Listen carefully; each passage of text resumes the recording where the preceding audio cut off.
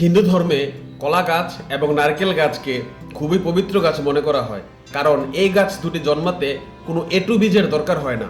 বিষয়টা আমি বুঝিয়ে বলছি। আম খাওয়ার পর বা জাম খাওয়ার পর বা লিচু খাওয়ার পর বা কাঁঠাল খাওয়ার পর আমরা ওই বীজটাকে রোপণ করি। বীজটা কিন্তু এটু হয়ে গেল, মানে আমাদের খাওয়ার উচ্ছিষ্টাংশ আমরা রোপণ করছি।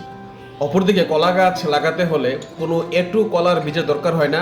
আর যদি নারিকেল গাছ লাগাতে চান তাহলে সম্পূর্ণ নারিকেলকে আপনাকে রোপণ করতে হবে। এই কারণে হিন্দু ধর্মাবলম্বীরা পূজা পার্বণ বা বিবাহের মতো গুরুত্বপূর্ণ ধর্মীয় অনুষ্ঠানগুলোতে কলা গাছ কিংবা নারিকেলের খুব গুরুত্বপূর্ণ ব্যবহার দেখা যায়।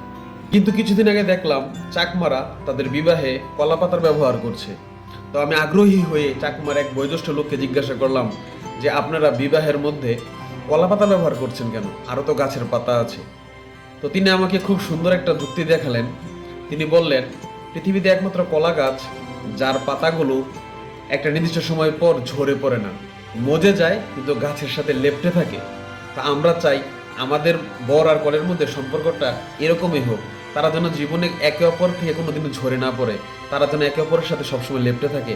তাই আমরা কলা পাতাটাকে প্রতীকী হিসেবে বিবাহের মধ্যে ব্যবহার করি।